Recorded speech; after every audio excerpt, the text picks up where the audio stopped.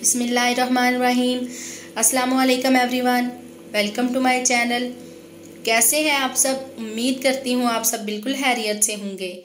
तो आज मैं बनाने जा रही हूँ भिंडी की सब्ज़ी। इसके लिए मैंने एक कढ़ाई में ऑयल ले लिया है जिसमें भिंडी को फ्राई कर लेंगे।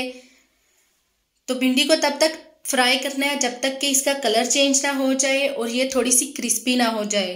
तो तकरीबन 5 से 6 मिनट लग जाते हैं इसे अच्छे से फ्राई होने में। और जब ये अच्छे से फ्राई हो जाए तो इसे एक अलग बर्तन में निकाल लें।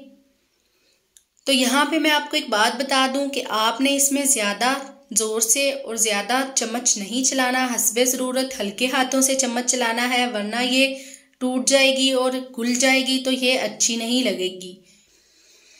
इसे अलग बर्तन में निकाल लेने के बाद इसमें से ऑयल भी मैंने थोड़ा सा निकाल लिया है क्योंकि ऑयल मैंने ज़्यादा ऐड किया था भिंडी फ्राई करने के लिए।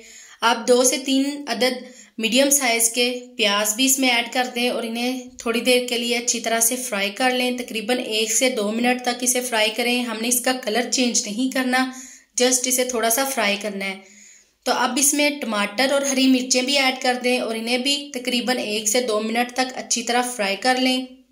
अच्छे से फ्राई कर लेने के बाद अब मैं इसमें हाफ कप पानी का ऐड कर दूंगी क्योंकि प्याज को हमने थोड़ा सा नरम भी करना है। तो हाफ कप पानी ऐड कर लेने के बाद अब इसमें मैं ऐड करूंगी 1 टीस्पून नमक, हाफ टी स्पून लाल मिर्च का पाउडर, हाफ टी स्पून कुटी हुई लाल मिर्च, हाफ टी स्पून हल्दी पाउडर, हाफ टी स्पून जीरा पाउडर, हाफ टी स्पून खुश्क धनिया पाउडर, थोड़ा सा गरम मसाला, थोड़ी सी ब्लैक पेपर और थोड़ी सी वाइट पेपर इसमें मैंने ऐड की है।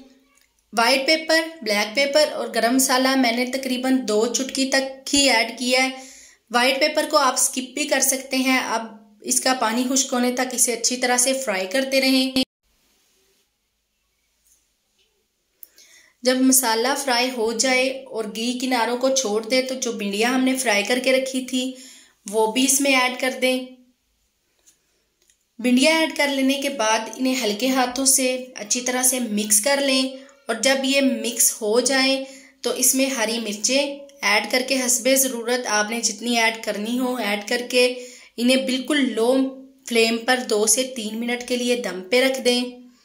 ऊपर से इसे ढक कर दम पे रखें। भिंडी का सालन बहुत मज़े का बनता है तो आप इस तरीके से ज़रूर ट्राई करना।